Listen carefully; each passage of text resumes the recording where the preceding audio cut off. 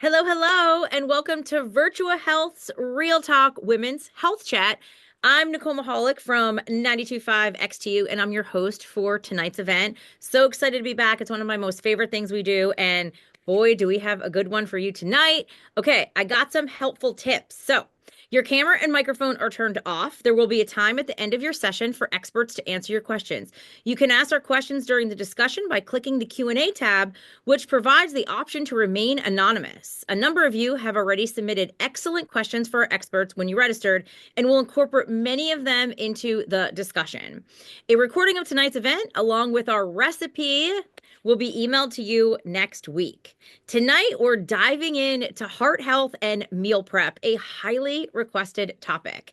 Anyone who has been on a heart health journey knows that meal prep is critical to success. So, heart healthy eating doesn't have to be complicated, restrictive, or even time consuming. We're going to explore some hacks. We love hacks to make food prep easier, some super easy ingredient swaps that can make significant impacts on your heart health. So, let me first introduce you to our panel of Virtua experts.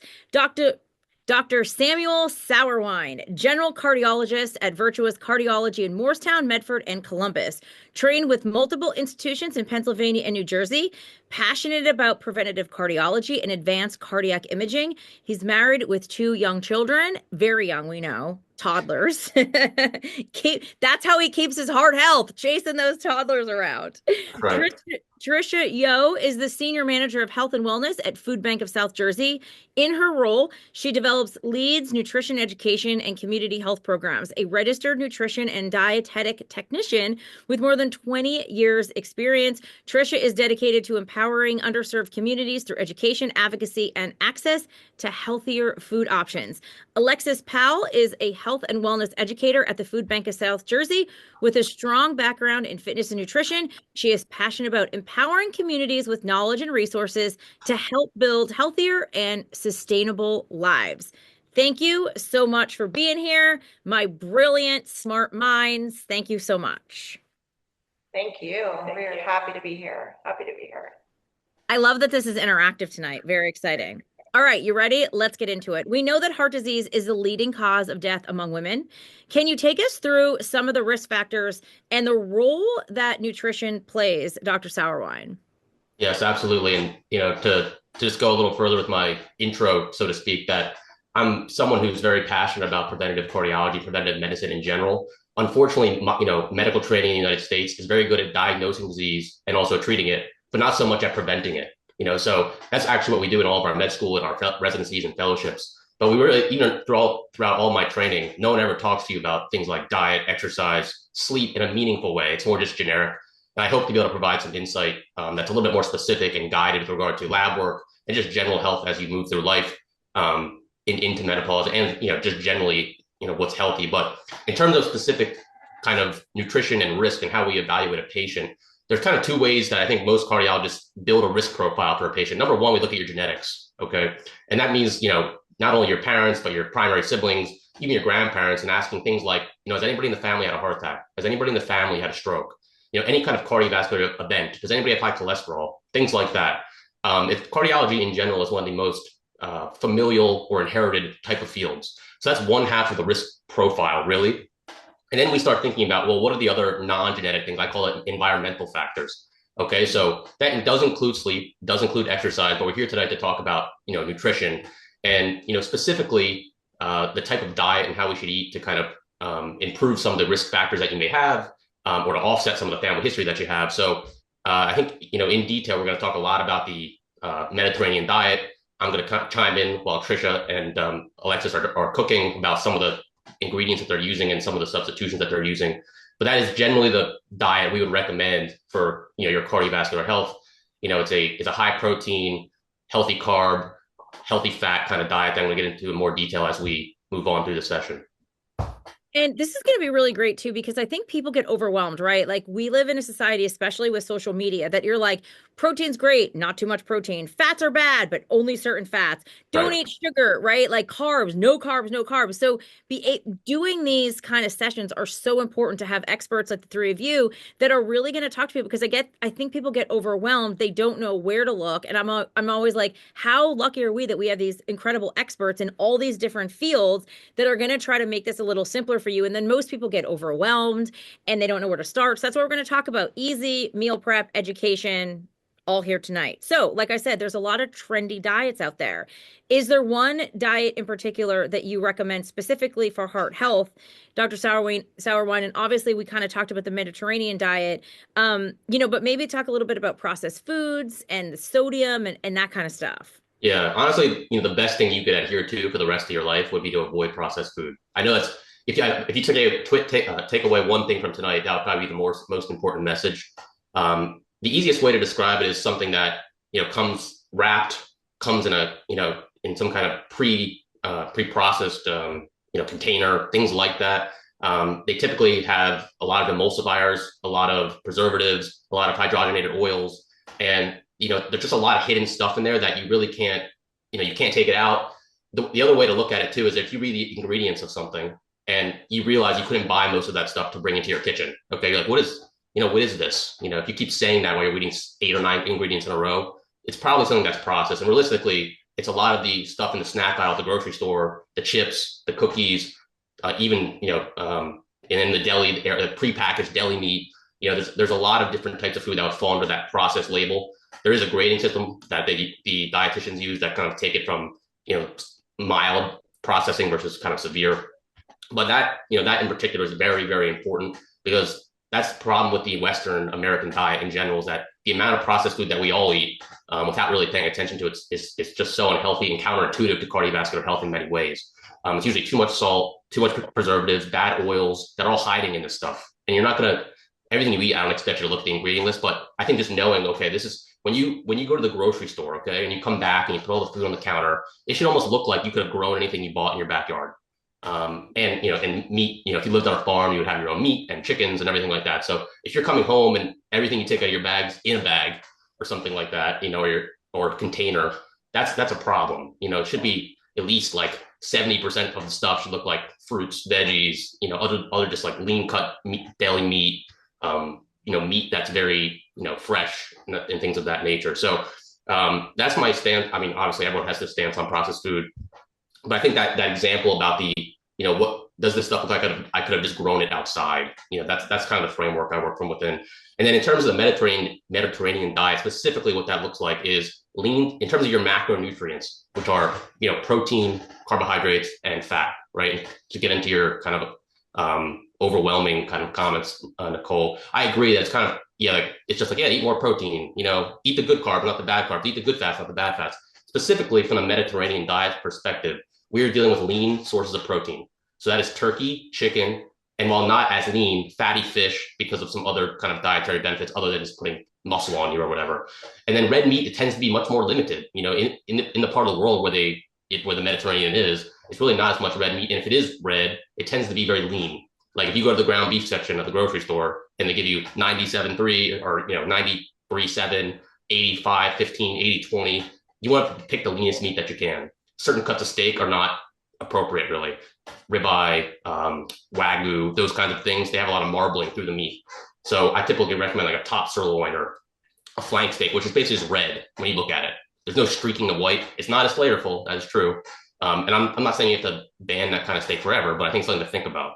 And then in terms of carbohydrates, there's 2 types of carbohydrates, right? There's simple carbs and there's complex. Simple carbohydrates tend to raise our blood sugar very quickly. Cookies, chips, pizza, white bread, white rice, ice cream. There's a ton of them in your home, probably. There's a ton of them at the grocery store. It's endless options with simple carbs, but they're very negative and inflammatory over time. They cause your insulin resistance to go up. They cause your triglycerides to go up. They make you more likely to become a diabetic.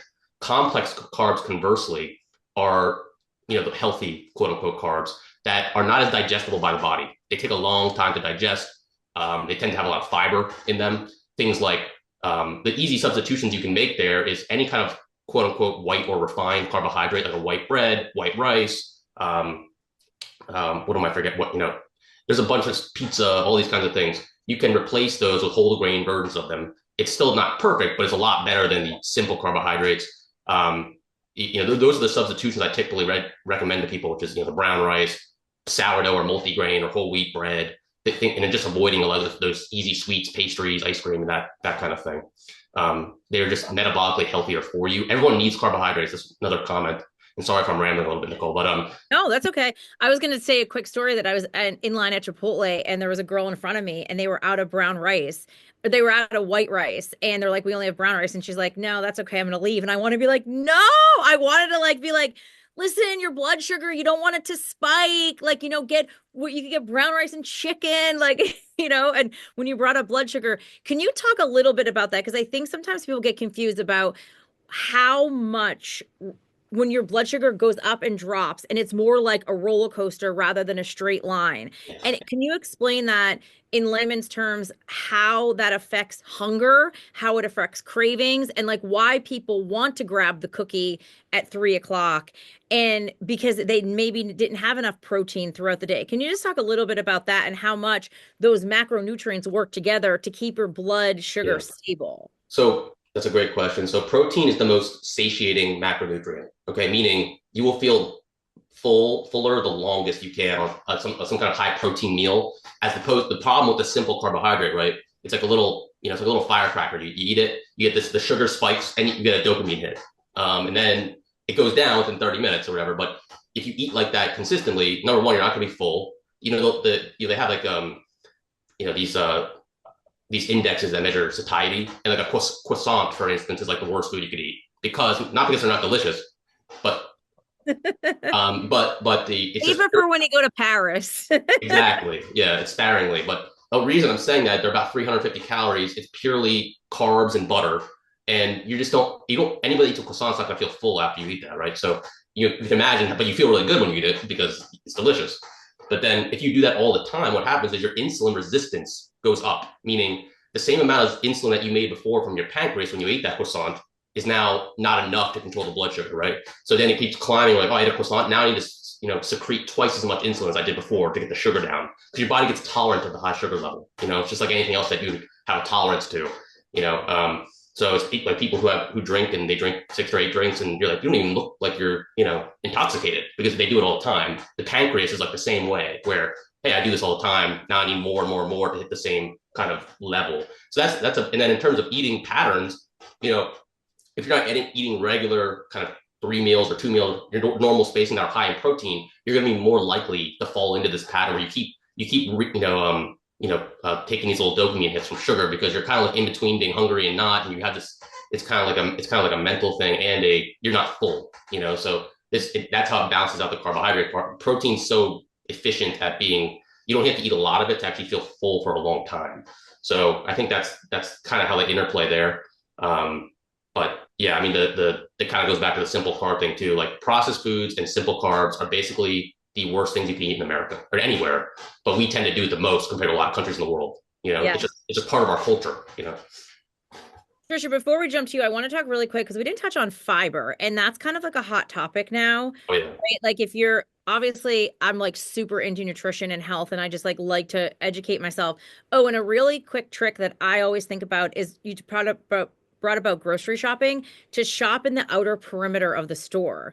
And Right. that is where the majority of all your most fresh food are. And it's a little trick if you remember that it's like, a U shape. And It's like all this stuff in the middle, you don't really need it unless it's toilet paper. You know what I mean? Yeah. Fruits, veggies, meat, etc. Yeah. So let's talk about fiber really quick, because obviously we talked about carbs and a little bit about fats, but I think fiber is really important and not enough people understand why fiber is important. Obviously, we know it's in vegetables. So touch a little bit about that and how that is so beneficial to have. Yeah, fiber is one of your most powerful tools in terms of really paying attention to it and eating an appropriate amount of it and even supplementing if needed. So again, going back to the American diet, most of us, the recommendation is somewhere in the realm of 20 to 30 grams of fiber a day. I bet most people are not doing that. Okay, it's just true. Fiber is so important for a couple of reasons. Number one, it makes you feel full. Okay, just like we were talking about protein, fiber is the same way. Number two, and even more importantly, is it takes cholesterol out of your system through the gut. Okay, so when you eat something is high in soluble fiber, it turns into like a gel or a paste in the gut and actually prevents the absorption of cholesterol. Okay, so it doesn't work like a medicine; it works different. So if you're able to hit that kind of fiber mark, your overall health is going to improve dramatically. Your bad cholesterol is going to get much better. You're going to be less hungry. So it's one of the most valuable kind of side nutrients, if you will, that there are. And I actually have a lot of my patients who feel like they're having trouble meeting it through diet and actually supplement with, there's multiple fiber supplements in the market. I have a big jar in my master bathroom with the psyllium husk, okay, which is just like pure fiber, basically. Metamucil is another one, Benefiber, for example. And I recommend people take, like not a handful, but like maybe each one's maybe half a gram. Maybe take 4 of them in the morning and like an extra 4 grams right there. Then you eat your oatmeal in the morning with bran. You could do Greek yogurt with chia seeds. Those are kind of those are the kind of things that are very high in fiber. So I think it's a lot of oats, bran, barley, lentils. Don't forget lentils, one of my faves. Lentils and legumes. So yeah. Beans, lentils. There's a kind of a host of things that are fruit, obviously apples, mangoes. What else? Figs. There's a few fruits that are really high in fiber, particularly the apple if you leave the skin on. Raspberries are really high in fiber too. Yeah, blueberries, raspberries. So it's kind of those type of foods. But if you can get some fiber in almost every meal, that'll be very beneficial for multiple reasons and kind of help regulate you, in a good way and lower your bad cholesterol. And I think we're going to talk about fiber when we get to the demonstration. Yep. All right, so we kind of talked about nutrition, and so let's talk about how to put this into practice. So we know that nutrition and meal prep are critical, but at the same time, it takes preparation and planning, which isn't always easy. So Tricia, do you have any tips on making meal prep less daunting? Yes, I do. And I always say a goal without a plan is just a wish. So you can't just wish for your food to be made. And planning is going to set you up for any health outcome, like a good health outcome. It's all about the planning. And what I hear all the time when we're in the classroom is, I don't have time to meal prep. I don't have time. It's a timing issue. And I would say it's so important, put it on your calendar. Put it somewhere on your calendar where you can just take that time to prep for the week. And when we move to our recipe later, we will talk about, the ingredients that we're using and how to use those ingredients throughout the week. So less food waste. If you're planning, you're saving money. You are setting yourself up for success for meals for the week. And start small. If meal planning is not your thing and it's not something you're used to, start with just one meal. I'm going to plan dinners for the rest of this week. Breakfast is always really hard for me because I'm not one that will get up and make a full breakfast. So I'm always looking for a grab and go type of thing. So I will meal prep the meal that we're doing today, actually, and put it in the freezer and have it set for the week. So it's something easy to grab and go. But it's all about the planning for sure. Yeah. And to be quite honest, I am not like a cook, but I'm so into health that we're so fortunate that we live in the Delaware Valley that we have places like Whole Foods and Trader Joe's and Wegmans. Like a lot of times I'll go to Trader Joe's and get like the organic brown rice, and then I'll get a bag of their, organic broccoli. I'll get their organic ground turkey, or they have like these really great flavored meats that don't have sodium nitrate in it, because sodium nitrate's an ingredient that it's not good. And I just kind of like make it, it's piecing things together. Sometimes there are people that are amazing cooks, but for me, like Trader Joe's also has these really amazing steamed lentils that it's only spices. It has no oil in it, and you just put it in the microwave. So it's like little things like that through trial and error. And the beauty of social media is that you can find all these really great recipes. Like I just found this really awesome lentil and garbanzo bean salad with fresh dill and parsley. You just throw it all together. It's apple cider vinegar and olive oil, and you can keep it for 3 or 4 days.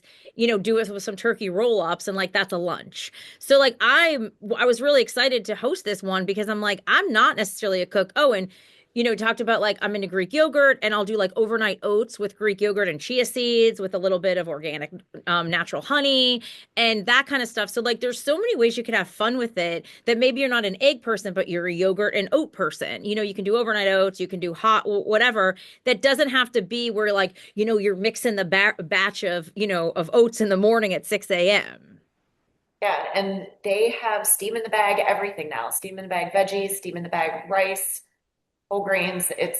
There are a lot of quick and easy solutions to Absolutely. the grocery store. So let's get into the fun part. I understand that, ladies, we are preparing a hearty egg burrito. Yum.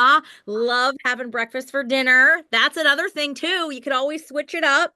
You could have a salad for breakfast. Some countries do. You know what I mean? You don't always need to eat it in order. You could be like living on the edge a little bit here. And so while they're setting up, Dr. Sauerwein, we received several questions trying to clear up some mixed recommendations that are out regarding eggs and cholesterol. Can you clear that up for us? Yeah, there's a lot of things in medicine like this that are kind of like they're partially based in reality, but the paradigm has shifted on the issue back and forth. Coffee, wine, eggs. They're kind of like almost like old wives' tales in a way. But so what's the actual evidence is that frankly, most people are completely fine having one or two eggs a day, even with the yolk. Okay. There are a subset of the population that are usually oftentimes diabetic or something of that nature that like hyper respond to dietary cholesterol. I think the key principle to understand is because people always tell me this too, is that they're worried about eating cholesterol in their food. Okay. But dietary cholesterol has a minimal impact on the numbers on the page when you get a lipid panel, really. And that frankly, when you ingest dietary cholesterol, your liver kind of starts adjusting for how much you're intaking. So if you're taking a little more than usual, it'll start producing less cholesterol and vice versa. So I think one or two a day is fine, even with the yolks. If you're someone that's like a really bad diabetic or has some other concerning features, I would say maybe stick to egg whites. And egg whites is where all the protein is. The yolk is where all the cholesterol is and the fat is. But generally speaking, the average person is totally fine to eat an egg or two a day. Now, if you start eating 6 eggs or 12 eggs, like these bodybuilders and things of that nature, I would say, probably don't do that. Yeah. So you can't over the power of the system if you get too carried away. I don't think this conference, this patient population, we're probably not dealing with the 12 eggs a day, type of person. But one or two is totally fine. It's safe. It's not going to have a dramatic outcome on your cholesterol panel that we get in the blood work for. If you want to be really health conscious, you could eat just egg whites. Obviously, the yolk is where the flavor is. But again, I don't want people to be too freaked out about eggs. They're very safe as long as you're doing it in moderation. And that basically applies to a lot of things that all these kind of not myths, but things that have been debated about over the years. You can pretty much do any of them as long as you're not getting carried away with it. Yeah. My mom is always like everything in moderation. It's basically true. I mean, honestly, yeah. I never say never about anything. Yeah. Except her Catholic guilt. She, likes to really lay that on thick. Right. Okay, so throughout the cooking demonstration, we're going to talk a little bit about kind of what they're doing. So, Alexis, do you want to kind of kick it off some easy swaps that can make a meaningful impact while you guys get started and maybe talk through a little bit of what you're doing? Yeah, awesome. So right now we're going to be preparing a hearty egg burrito. First thing that I'll mention is just the beans that we're using. It's very crucial to this recipe. Now you can buy reduced sodium. So instead of buying just the regular beans that are Goya or any brand, you can now swap them out for reduced sodium, which is pretty cool. A half a cup is a serving. So this has about 410 grams of sodium just in a half a cup. If you swap this out for the reduced, you get half the amount. So you get about 200 grams per serving, which is still a half a cup in as well. Yeah, and we always rinse and drain any of the canned produce. So that will take about 40%. It's almost half of the sodium out of the product that you're using just by rinsing it off a little bit. Yeah, a lot of people don't realize when you dump the beans in a colander and you see kind of like those white bubbles, that's the sodium that you're rinsing off. So kind of keep rinsing it till you shake that off. Exactly. So our recipe, as you said, is hearty egg burritos. Heart is in the name, so that was not intentional. Maybe it was. Maybe it was just a pun. It's always is. I love it. We're gonna start off by cutting a red pepper, and it called for about half or medium bell pepper. This is a very large bell pepper, so I'm going to use about half of it. And what I can do with this red pepper for the rest of the week is that's meal planning right there. I can take this, chop it up, put it in my fridge, add it to a stir fry, do some peppers and onions for a sandwich later on. And I say the best plan is to invest in some Ziploc bags and freeze it. If you don't have a plan for it, just freeze it. That is a quick and easy way to again, not waste food, not waste money, and you have it later to just Yeah. pop out of your freezer and use. And a fun fact about bell peppers, they have more vitamin C than an orange. A lot of people Yeah. don't realize that. So, Yeah. you know, it's still cold and flu season. It's still cold out. So chomp on those bell peppers. It's healthy and it will healthy in many different capacities. And also vitamin A and B6 Yeah. and the caloric content of a red pepper is like almost negligible. It's like 30 calories for a whole pepper, and it adds a lot of flavor. So it's kind of like everything that Tricia has mentioned so far is like beans as well are almost like superfoods in the way that they're very high in fiber, they're very high in protein. If you reduce some of the salt, it's very beneficial, particularly if you have high blood pressure and you want to eat beans and things like that. Yeah. I mean, you can basically burn 30 calories just chewing, you know? So it's like a Yeah, it's a win-win for sure. Gonna get exactly. those in the pan. And while Alexis is adding some of the additional ingredients, I'll let her go over those. I'm gonna crack some eggs. So now I'm just sauteing the red peppers. We also have a few other ingredients that will also go in the pan as well. And these can be used for your discretion. So for example, do use garlic, but if it's something maybe you don't prefer, you don't have to use it. You can always substitute it for something else. We do like to put in onions sometimes, or even if you like to put in different color peppers to make it really, really colorful. You do green, yellow, orange. I love that the yellow and orange have sweeter flavors. So you kind of get the vegetable boils putting a bunch of the colors in as well. You can also use onion. Some people don't like onion, that's okay. But this is a suggestion. This is something that you can make to your liking as well. Yeah.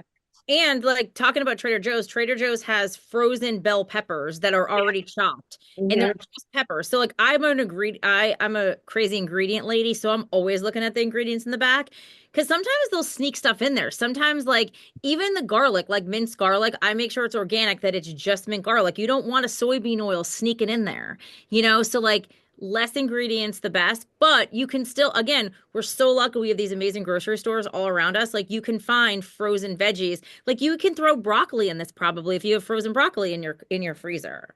Yeah, this recipe, that's the great thing about eggs. It's so quick, they're easy, and you can easily add any vegetable that you like to it and turn it into an omelet. We're gonna do a burrito with it today. And the spices that we're using, as Alexa said, cumin and pepper. No salt in this because the garlic, the onion, the red pepper, that sweetness, you're getting all the flavors. You are not going to miss that salt at all in this recipe. And we like to dispel the myth about like fresh versus frozen versus canned. And I would say, if we're in Jersey, we're in the Garden State, and if you buy a tomato here in the summer, it's the most delicious tomato you're ever going to eat. But you try to buy one in the winter, it's not from New Jersey. It's grown probably in California or somewhere a little bit warmer. And so it took a while to travel to your grocery store here in New Jersey. And along the way, it may have lost some of its nutrients. Where if you get a no sodium added can of diced tomatoes, those have the same nutrients in it as if you picked it fresh here in the summer. So, and frozen, even better. Frozen, with my boys, I always use frozen vegetables because I couldn't please everyone at the table. And I got a bag of broccoli, which my youngest one loves broccoli, and I got a bag of green beans. You can pull a little bit out of each, cook those off. Everybody's happy, and I didn't waste any food, and that'll stay in the freezer, for the good 5 to 6 months that I can continue to use it. Yeah. So you whipped up the eggs. The eggs are you whipped them up, right, to beat them? Yes. Okay. They're all whipped up, and our next step is adding some green onions, but any onion that you have will work in this recipe. If you like onions, if you don't like onions, don't put them in there. And again, so many grocery stores have. I just bought diced onions. Actually, for dinner this week I made like turkey burgers in a bowl. So I got like organic ground turkey with onions, and then you do like shredded lettuce, pickles, and you kind of make Mhm. it, you know what I mean? So it's like I didn't feel like chopping an onion, let's be honest. So I just got the diced onion and threw it in. It takes literally 4 minutes. Yeah, I have a slap chop at home. Nice. So quick Nice. and You got the easy. I gotta get the gadgets. That's Yes, true. get some gadgets. It'll make meal prep so much easier. Yeah. So now I'm going to take the vegetables and the beans and just set them aside in a different bowl. And this can be a one-pan dish. So what I'm going to do is just take a towel and just wipe this out. We could have added the eggs in, but they get a little brown. If you have any picky eaters at home, uh, separating it this way will keep your egg color a little bit prettier. And instead of just going to use in the olive oil, I'm just going to use a spray instead. Just use a little bit less oil and the eggs. And since we're not using any salt, I am going to use a little bit of lime as my flavor enhancer. And just kind of put it over the vegetables and the beans, kind of let that sit together. Kind of really enhance those flavors, especially the cumin, the fresh garlic, and also the green onions. Since we're going with a little Latin flair on this recipe, I'm also going to cut an avocado and we'll use that as a topping. The other thing that we have is a good swap out.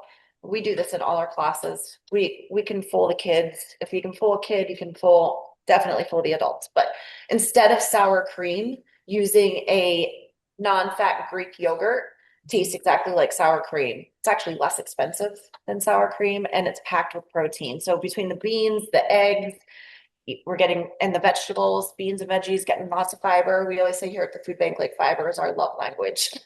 We are bean pushers and we love to talk about fiber. And while this is cooking, we had a quick kind of science experiment that we were going to show you, if that is okay, while this is finishing up, that I think is really going to highlight Dr. Sauerwein's point about processed foods, especially in like white bread and things like that. So we are going to do a whole grain experiment, if that's okay. Takes Yeah. about 1 minute. It's really cool to see. Yeah, let's go. Love science. All right. I've been practicing my Bobby Flay eggs, but They look perfect. They do look I'm perfect. almost there. I'm getting there. So good. Practice makes perfect. They're very fluffy. Wow, look at that. My eggs do not look like that. It's all in the wrist Yeah, action. Wrist. And Yeah. just consistently scrambling them. But I'm gonna let those cook down for another minute. Yeah, and tonight, we are using a whole grain tortilla to put this on, but to illustrate or to show you in real time why it makes such a difference, whether you have whole grains or just a refined white bread. So we're gonna pretend this is Alexis's stomach, this bowl right here, and this stomach is my stomach here, and I sadly ate just a piece of toast for breakfast this morning. We have some carbonated water it kind of is acting as the stomach acid. So just pretend these are our stomachs. We ate this in the morning and we are now headed to work. We are digesting and digesting. And we always ask in the classroom, like, what do you think is going to happen to this bread? And everybody says, oh, It's all gonna dissolve. it's all going to dissolve. And to Dr. Sauerwein's point, when you eat a refined bread, I forget how you described it as a firecracker, right? That's what you said, firecracker. Yes, because when this gets to your stomach, I can't even get it. It's immediately turning to glucose, to blood sugar. Your body knows what to do with this simple carb. It's like, yep, thank you very much. I'm going to break that down. It's going to turn into glucose. And by the time I drive to work, I'm going to be very hungry. This did not really stick in my stomach. But then we're going to take a look at Alexis, her whole grain, and look at the label when you're purchasing things, because things can be advertised with whole grains or made with a whole grain. Make sure that the first ingredient on the label says whole. That will guarantee it's whole grain. But basically, she could take that, rinse it out. Again, it's collecting some of that bad cholesterol, getting it out through the digestive system. And because it is packed with fiber, it does take longer to break down. And I always say, it's like my mom would say, like, stick to your ribs. Mm-hmm. It sticks to your ribs. And by the time Alexis gets to work, she's not going to be so hungry. So really does illustrate, what this looks like in your stomach. That's awesome. I've never seen that done before. Throw it on TikTok. Put it on right. I know. We have our Marcom team here, and so we're going to get some good film footage and put some TikToks together. But I am going to use the whole grain tortilla, and I'm gonna put a little bit of cheese on there. This is another swap out. We're doing reduced fat Mexican style cheese. So I do know if we're going to grocery store, there's a lot of options for reduced fat and a lot of different of the cheeses. But so just like the yogurt, we're always going to promote low fat dairy every time, or non-fat as well. Mm-hmm. And Alexis is going to go ahead and put some of the vegetable mixture on there. You know, somebody did ask in the question, can you talk a little bit about dairy, and do you need to drink more milk, or can you get significant calcium from other foods? And I think that that's been a misconception for a lot of times, that like dairy is the only place to get calcium. You guys want to talk a little bit about that, because there's so many vegetables that actually have even like more calcium. Just about like the difference of do you need dairy, osteoporosis, all that kind of stuff. Yeah, and there are some great dairy. When we talk about dairy, we like to say just calcium, because again, not trying to not steer everybody towards dairy and towards Right. cow's milk all the time. There are great Exactly. alternatives. There's soy, there's almond milk, cashew milk, rice milk. So, and they are fortified. They are fortified. We always say like the vitamins and minerals work together in your system. So calcium is pairing up, partner is vitamin D. So that's why they're fortified with vitamin D. But yeah, leafy greens, like whenever somebody says like iron or calcium or some of those minerals, I'm like, turn to your leafy greens and dark green vegetables, spinach, collards, broccoli, and those are all packed with iron and calcium.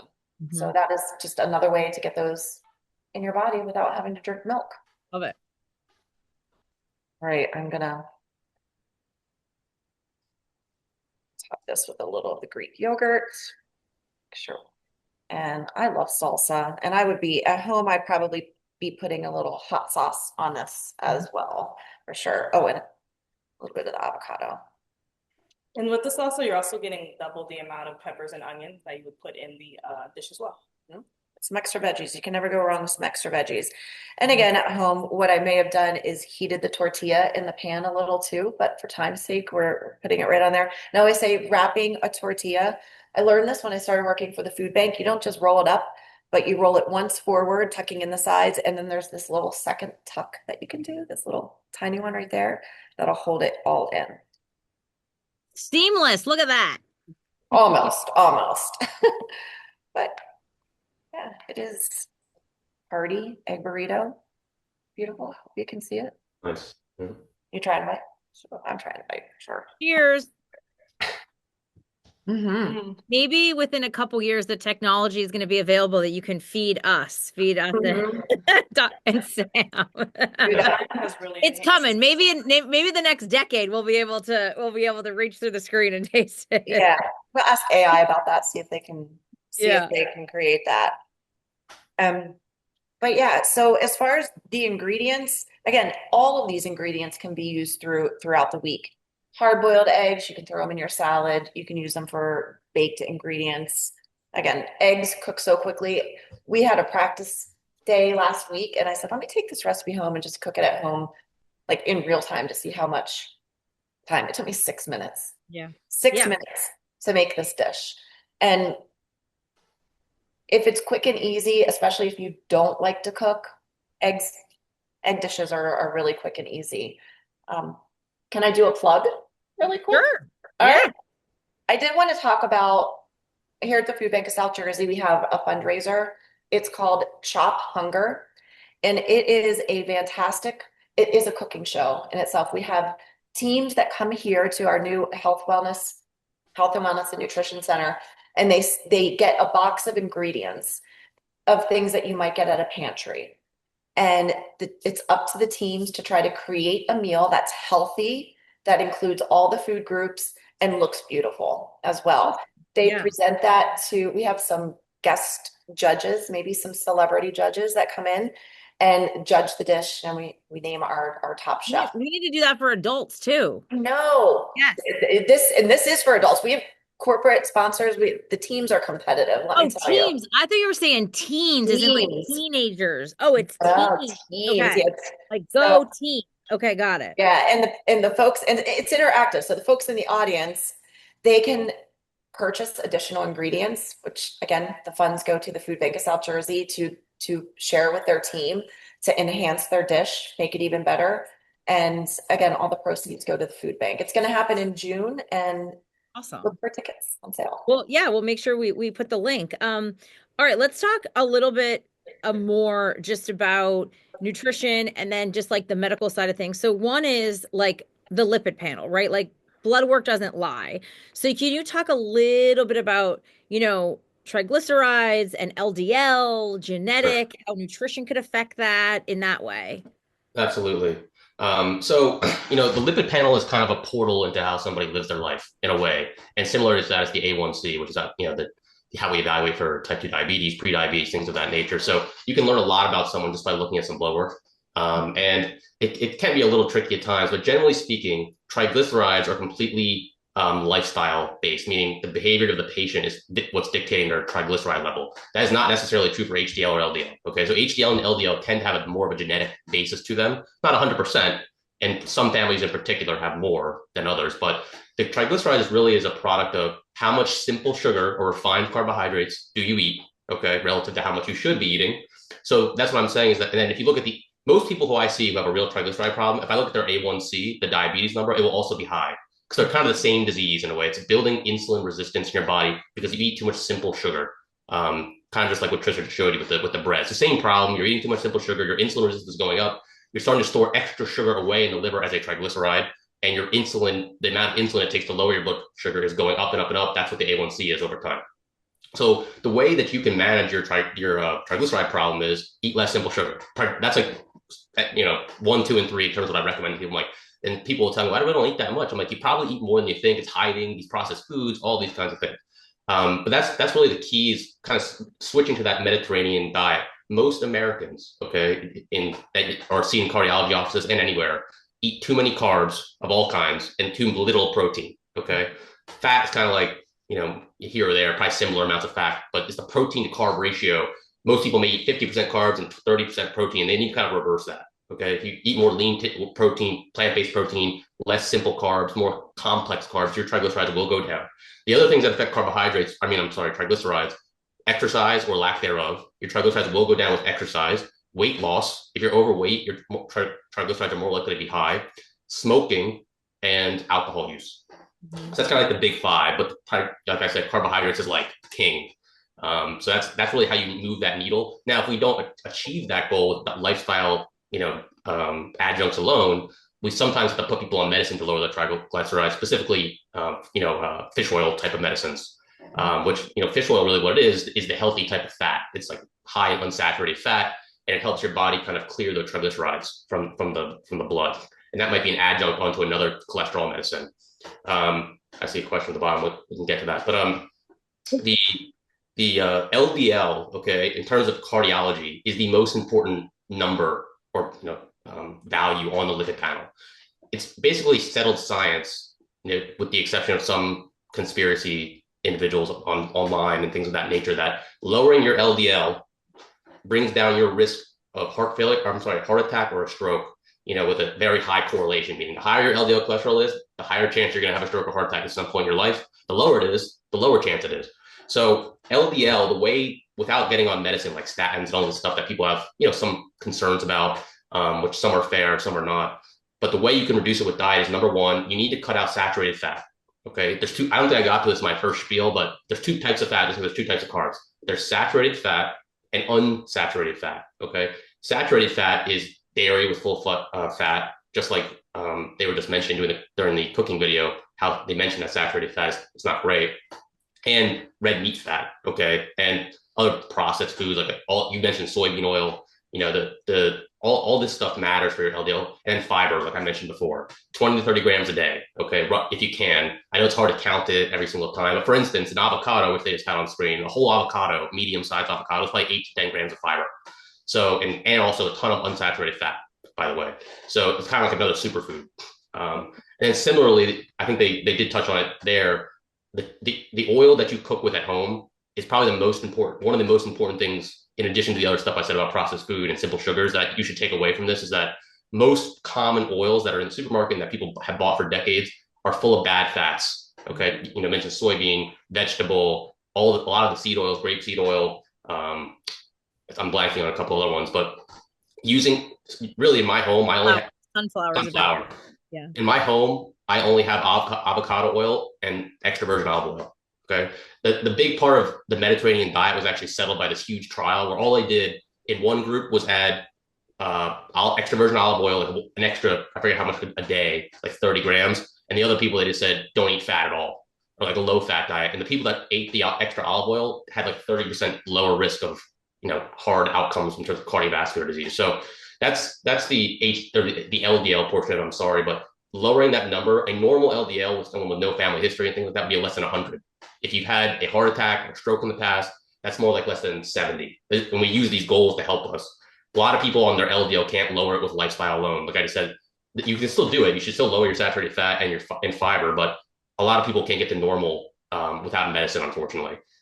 There's two really quick things that I want to jump into, but I want to mention this really quick. It's kind of how we started this about, being overwhelmed. A lot of people, especially maybe like 55 and older, 50 or older, like they grew up in the no fat, low fat world, Right. and they don't realize how much hidden sugar is in those processed foods when you brought up sugar, and how it could say no fat, but it could be full of processed ingredients and sugar. And so we have to re-educate ourselves on the importance of the different kind of fats, especially like you said, saturated versus unsaturated. And I know it gets overwhelming at times, but the beauty is we have so many ways to learn about this stuff now, like in an instant. And so your health is wealth. There's nothing else in the world matters besides your health, right? So it's like start there. So two things I want to jump into quick. Let's do plant-based protein first. If Tricia or Sam, if you want to touch on that, just is it good? Is it bad? There's a lot of stuff about soy, estrogen and soy and all that kind of stuff. And then that kind of leads me to the next thing about perimenopause and menopause. If we can maybe touch on that. I know like we probably could talk another hour and a half, but yeah. I'm happy to hear. I'll add some comments, but I welcome Tricia to comment as well. But I think a plant-based diet is very healthy. The one concern I have with it is that it's hard to hit your protein goals on a plant-based diet. Okay, specifically for a menopausal population, protein intake, which I'll get to, is probably like the most important thing because of some of the physical changes that happen to your body. Of course, there are multiple sources of plant-based protein out there, chickpeas and tofu, some of these other things that people eat on those kinds of diets. Edamame, like bean, some of that bean-based protein. But otherwise, I think it's totally fine. Like you're still going to eat probably healthy carbs if you're that type of person that's on a plant-based diet, healthy fats. But the caveat is like, can you hit, if you're in menopause, really you should be aiming for 0.8 to 1 gram of protein per pound of body weight. So if you're 150 pounds, you almost need 120 to 150 grams of protein a day. Can you eat that much of that kind of food? I feel like a lot of people don't really count or anything like that, but it's easier to probably get that level of protein from meat and more traditional sources of protein. But I'm very open to it in the sense that it doesn't cause any harm. It tends to be a very healthy way. The people that eat like that tend to be very healthy in general. They're committed to their health. So that's the one caveat in a menopause population. I open it to Tricia. Yeah, and it's funny because a lot of times when we go out in the community, like, oh, you're a nutritionist, you must be a vegetarian. And I'm like, no, I'm not. And we do talk a lot about protein and do get a lot of questions about plant-based protein. And of course, like Dr. Sauerwein said, tofu or bean pushers, eat your beans, they're packed with protein. And it is about getting a complete protein. Eggs are what we call a perfect protein. It has all the amino acids that make up a protein, a complete protein. And you need all of those different amino acids in your body to have everything functioning as best it can. So again, agree with Dr. Sauerwein, a plant-based diet, if you're generally, in good health, no worries. But if you do have a higher protein need, you may need to eat some fish or some eggs or a lean protein. And as Dr. Sauerwein said, anything that ends in loin, like pork loin, beef loin, it always means a little bit leaner. That's good to know. Yeah. Can we touch on menopause and perimenopause? There's a couple questions about that and heart health, because I think that's been kind of a topic that we've learned is that women especially, and then, I mean, again, you can go into the fact that like women's symptoms, for a heart attack tend to be different than men's, and like it could increase the risk in menopause. Can you touch a little bit about that for us? Sure. So menopause is an extremely difficult time for people, generally speaking, because if you think about it, you've been living with this hormone, estrogen, for your entire life, and it's doing its job, and it does a lot of jobs for women in particular, and that It kind of controls your metabolic rate to some extent, how much you need to eat to kind of maintain your weight or lose weight, etc. It keeps your muscle mass up, prevents your bones from deteriorating. It does a lot, and frank, for the first 50 years or so, women are way ahead of men in terms of their risk. They're like better off because of estrogen. Estrogen is cardioprotective. It helps your blood vessels work properly and remain elastic so you don't get super high blood pressure. Not that it applies to everybody, but generally the population. It helps you with your insulin resistance that we talked about earlier, preventing diabetes just naturally by existing. Like I said, controls your metabolic rate. So it's a very kind of critical hormone. And then once you have menopause and you stop getting that estrogen surge, you have those changes that almost put you on the same level of risk as a man. Okay, so men are naturally higher risk because of the absence of estrogen in a lot of ways. But when it goes away, you start to shift towards that kind of physiology, meaning, fat, women store fat in their hips and thighs, and men traditionally store it in their belly. Okay, the belly fat is much worse for you than the fat in your hips and thighs. It's called visceral fat. It tends to lead to more insulin resistance and that type of thing. So after menopause, women also, their weight distribution tends to shift a little bit. Okay, and if and secondly, you may gain some weight because, like I said before, the estrogen is helping to some extent keep some muscle mass on you, keep your metabolic rate high. So you could eat 1,600 to 2,000 calories a day and not gain weight. All of a sudden in menopause, you're eating the exact same way, but now you see some weight coming on, and maybe in different places than you had before. And like I said, then your diet becomes even more crucial. You almost have to double down on the high protein Mediterranean approach, because otherwise you have a decent chance of developing, diabetes, again, high blood pressure, because no longer you have that protective hormone. And yeah, you do get a lot of muscle loss in menopause as well. And muscle is the most metabolically active tissue we have that helps you burn calories and things like that. So, and then subsequently you become weaker. You have a lot of people have osteoporosis. So wow, you're just a real joy with this info. I started out saying it's really hard. It's very difficult. Fair, yeah. you did. No, it's something I see a lot, and you really there's no special magic to it other than you have to double down on everything we were talking about for the first 40 minutes or whatever, and that's the Mediterranean diet. The protein, like I just mentioned, on the plant-based diet comes even more into play because you gotta keep muscle mass to help you with this journey, so to speak, so that you can kind of eat similarly and not put on weight and things of that nature. The other problem with menopause is that it completely destroys your sleep in a lot of ways. Hot flashes, night sweats, things like that. Sleep is one of the other lifestyle things that we talk about that kind of gets put to the side or thrown under the rug, and someone's like, oh yeah, just go to sleep and sleep well. But if you're having debilitating hot flashes, you're probably going to sleep not well, and that's going to affect every part of your day. You're going to eat more stressed out. You're not going to exercise as much because you're tired. So all this stuff has an interplay on each other. I think another topic that I see a lot in my clinic is I get a lot of referrals from our hormone clinics asking if this patient can be on hormone replacement therapy, because there is some questionable cardiovascular risk associated with it. What we've come to learn about it is that if you're perimenopause or you're in the first 10 years or less after menopause, they are mostly safe. Okay. And then after 10 years, we don't think it's helpful. It could be harmful. Like if you had menopause at 50 and then you go to a cardiologist at 64, we're probably not going to put you on it. But the people we don't really give it to, even if they meet the age criteria or timing criteria, is people that we consider to be high risk, meaning you've already had a heart attack or a stroke. You've had blood clots before. You smoke. There's kind of like a profile that we look at and say, this might be a little too risky for us to do. With kind of uncertain benefit. But if you're a relatively healthy individual who's 52 years old or is perimenopause, like going through it at that time, we have these great clinics that can give you these pellets, patches, even oral estrogen, that could really kind of bring some of the good features of estrogen back to you, and you may feel better. And there's not necessarily a timeline on it in terms of the duration you're going to be treated with it. You may be on it for 4 years. You may be on it for 20 years, because it kind of depends how you're doing. Are you still having symptoms? Are you getting benefit from the hormone replacement? We kind of evaluate it on a yearly basis to see how you're doing with it, basically. Yeah, so, and the beautiful thing is that Virtua has an entire menopause clinic, which is huge, and everybody kind of works together. Tricia, have you noticed any women asking you specific recipes or specific foods in perimenopause or menopause that you could recommend?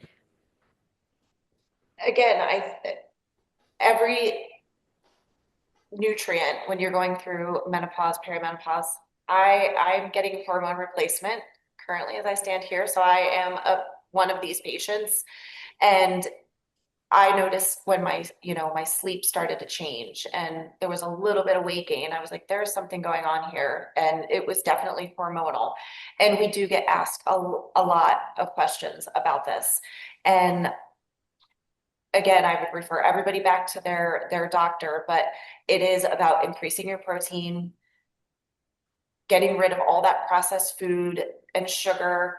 Um, Watching the alcohol intake is a big one. And again, every cell in your body needs different nutrients. And so feed those nutrients into your body and let your cells do their work.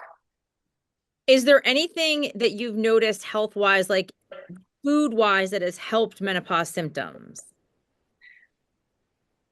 I think that the Mediterranean diet or any what we call our always diets that are based in whole foods, whole fruits and vegetables, whole grains, lean proteins are going to help any issue that you have. It's all about prevention. So having a healthy diet like that is going to help prevent cardiovascular disease. It's going to help, you getting type 2 diabetes. There's not one diet that can specifically fix any one thing. I think it's just in general eating healthy, eating those whole foods. Yeah.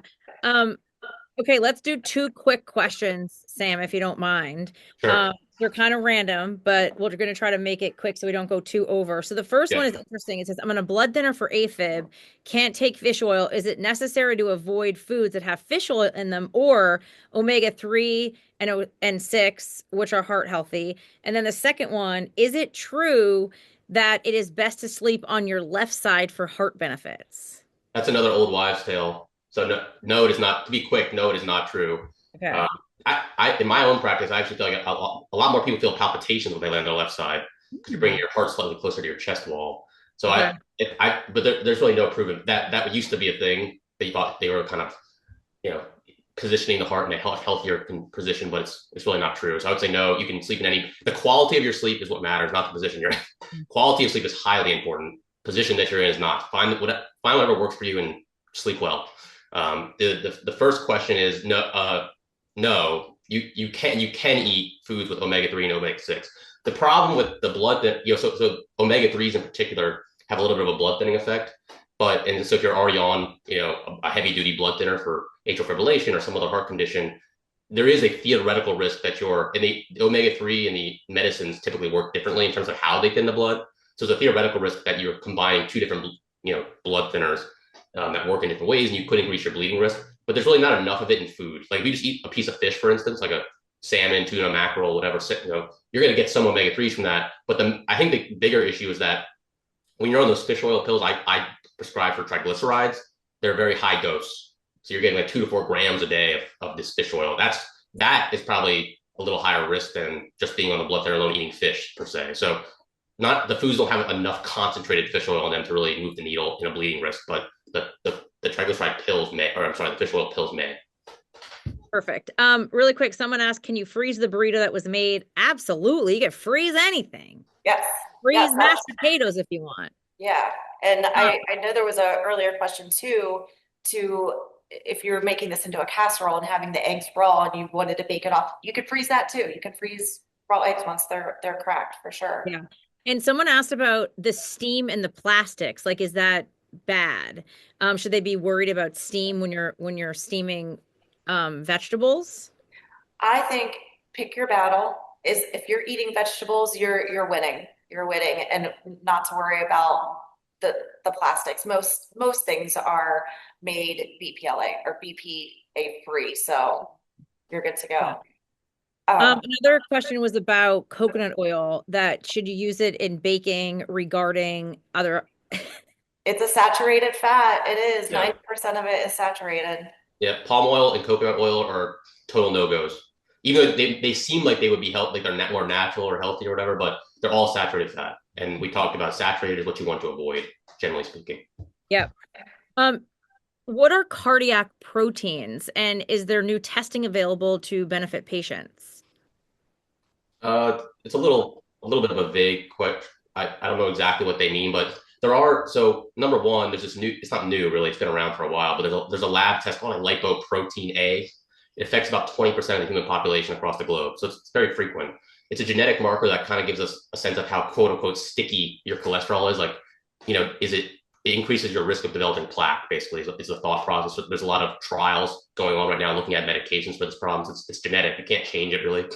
The drugs that currently exist don't really move the needle on it. But if that's what they're referring to, every adult over 35 should have that checked once in their life. It's been the same since you were 5 years old to whatever age you are now. And if you have it, it increases your personal risk. It may increase your kids' risk, so then they may have it also. So that is an important thing to get tested. Again, there's a lot of cardiac proteins, but without knowing more specifics what they're asking for, I don't want to comment too much. Another way to risk stratify someone is a calcium score, which I think there was maybe a question on that. I don't know. Awesome. It's a screening test where you check their plaque in your arteries. Basically, it's a 5-minute CAT scan, no contrast or anything, but that moves the needle on your personal risk. It's not just numbers on the page. It's like, do you have plaque in your arteries? The numbers on the page are the risk factor, and the plaque is the disease. So that's another thing you can ask your doctor or cardiologist about. Those two things I just mentioned help us kind of round out your risk profile even more in detail. Awesome. All right, we actually are out of time, which is crazy because I could talk about this forever. But before we end, we always like to end with one piece of advice that you would like to share. If there's just one key takeaway for someone struggling to get started with heart healthy eating, what would it be? Alexis, if you want to go first. I would say, I take it back to planning again. That's what I was going to say. A goal, like planning out your meals. It's not only going to set you up for a healthy outcome because you're planning everything, you know what you're going to eat, you know what's in it. And again, we talk a lot about food waste here. It will prevent a lot of food waste. And it helps you grocery shop a little bit better too, as you were saying, around the exterior, and have a plan for that food that you bring in your house. Yeah. Really quick, Sam, before I missed a question that said, if you have a child that's a picky eater, do you have any suggestions? There's so many, yeah. My kids don't eat anything. So my daughters ate chicken nuggets like the 12th night in a row. Yeah. So I've failed at that to this point in my parenting. And I feel that there's so many recipes where you can hide stuff. You can blend spinach into stuff and we have a good broccoli tot recipe. Broccoli tots and green smoothies. Yeah, we definitely have lots of ways. Just trying to reuse or recycle any ingredients that you have. Yeah. Sam, what is your one piece of advice that you'd like people to take away with them? I would say learn to cook at home more, consistently. I know it's more than one point. Pay attention to your food when you're buying it and when you're cooking it. You don't have to, but sometimes food scales are very helpful in learning how much you actually eat in a day. A lot of people I don't overeat, and then they actually measure it out. It's like all the oil and stuff that you're not counting for. But when you weigh it, you realize you're eating too much. And the third thing is, don't beat yourself up. This is a long game, the nutrition. It's not like, tomorrow you're going to turn on a switch and all start eating perfectly. It's not going to happen. People try to do that, then they stop. Your expectations should not be so high that you're just going to be, a master chef and nutritionist right off the bat. There's trial and error with the cooking that you're going to do. Learn about your own body, and just give it some time. Just follow those principles around I agree with the peripheral of the grocery store. Get into the mindset you're really living in the Mediterranean. Eat like how you would if you lived on an island in Greece or whatever. Just don't beat yourself up too much. Stay to a general framework. It can be overwhelming. Just avoid processed food. Avoid simple sugar the best you can, and cook with good oil at home also. Yeah, and honestly, for me, I just really think that when you train your mind to be how fortunate am I to treat, there's only, one of my favorite things to say is there's over 8 billion people in the world, and there's only one of us with our genetic makeup. There's literally only one of you that exists on this planet. It's very powerful. So why not treat your body like the temple that it is? And when you kind of think like that, I want to fuel my body with healthy things because I'm so special, it's that's kind of how I think about it. So when I'm looking at an ingredient, I'm no, that's I don't want to put that in my body because I want to feel good, and to me, that really has helped me, over the course of the years. And then once you start, like you said, you don't want to go too overboard, but once you start doing it, you kind of get excited about it. You're oh, look at this sourdough that's only wheat, salt, and baking soda, whatever it is, flour. So, but wait, really quick. I forgot to ask about salt really fast. Why is too much salt not good? Salt brings fluid into the body. The kidney has a kind of its own hormonal system and electrolyte channels and things that control how much water and salt is in your body at baseline. Salt, through a variety of mechanisms, makes your body hold on to fluid. Okay, and that, when you have too much fluid in your body, you have too much fluid in your circulatory system, and it kind of causes the blood vessels to have tension on them as they're pushing. They're pushing out. You want to keep the fluid balance normal. And the problem with salt is it hides, as you know. And if you go to a fast food restaurant, even a restaurant outside, processed food, it's everywhere. Salt. The average American needs about 2,300 milligrams of salt in a day. But I'm sure there's tons of people who go over that routinely. If you get one Chinese food meal, it's over that. So it matters a lot, and a lot of blood pressure is hiding from you. You don't feel it because it's 150 over 80 or whatever, but it really matters over the long term. Similarly, so it's another thing to just keep an eye on. I'm not expecting you to count milligrams of salt. It's more like looking at nutrition labels, knowing what you're eating. Just like it goes with the whole same principles. Like, what am I putting in my body right now? Yeah. Is it just like you said? You mentioned some food, or just like lentils and nothing else, or something. It's like the same concept. That's what you want to see, and not like a gram of salt in one meal. And you don't need to like over salt your food. Add other things, as Tricia and Alexis did in their cooking demonstration, to add flavor, peppers and lime and all that stuff. So it's just, most people can't. There's a very small population of people who are actually better off with more salt, but mostly it's not overly beneficial. Awesome. And all the salts that most Americans are getting in their diet are from those packaged foods. 70% of the sodium that we're intaking is coming from packaged foods. Yeah. So this was fantastic. Thank you so much. A recording of this session is going to be emailed to you next week. If you'd like to schedule an appointment with Virtua cardiologist, visit virtua.org/RT appointment. Dr. Sauerwein sees patients in Bordertown, Columbus, and Morristown, but there are practices throughout South Jersey that can help you if you need a cardiologist of special cardiac care. For more information about the Food Bank of South Jersey and all the great services they provide, the community, go to foodbanksj.org. Obviously, Tricia talked about the incredible program that's coming up. If you'd like to learn more, get involved in that, please do. Thank you so much for joining us, Dr. Sauerwein, Tricia, and Alexis. It was so interactive. It was so great. I love doing these. You help so many people. And I can't wait to see all the delicious food that everybody that's watching is going to eat. So thank you again so much, and have a fantastic week.